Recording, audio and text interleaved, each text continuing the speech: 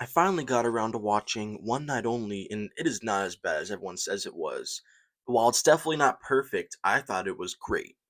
Let me explain. So, there is a scene at the end that is Hallmark level cheesy, in that I would not be surprised if someone's score goes down because of that scene, because it was not very good at all. But it didn't really bother me because the rest of the movie did a great job. Monica Barbaro was great. Callum Turner was great. The chemistry was good, not great though. And I thought the romance parts were really good. And I think Will Gluck made a pretty good rom com, just like with anyone but you.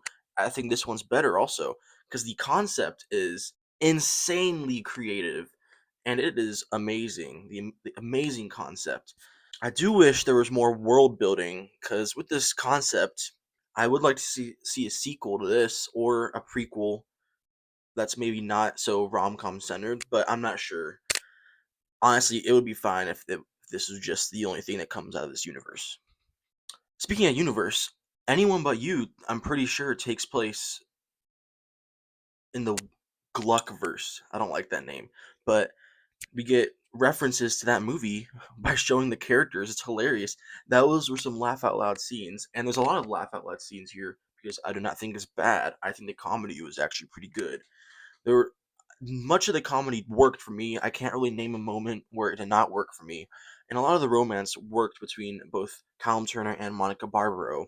I was really surprised by the soundtrack also. There was a Maroon 5 needle drop about three-quarters of the way in, and that one stuck with me for the rest of the movie because it was so good and I was not expecting it. It had a very great soundtrack. But there's a Pete Davidson cameo, and he makes the most of his time. He has one of the funniest lines in the entire movie.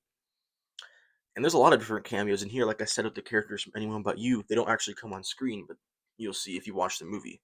Overall, I thought One Night Only was great. The two leads are pretty good.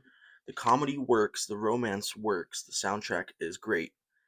The cinematography is nothing special. The concept is excellent. The world buildings, there's not much of it. There should be more. And aside from the Hallmark scene at the end, I thought the direction was amazing. But I genuinely don't know why people are hating on this so much. If you go in here expecting a high level rom com like Voicemails for Isabel or 500 Days of Summer, you're not going to get this.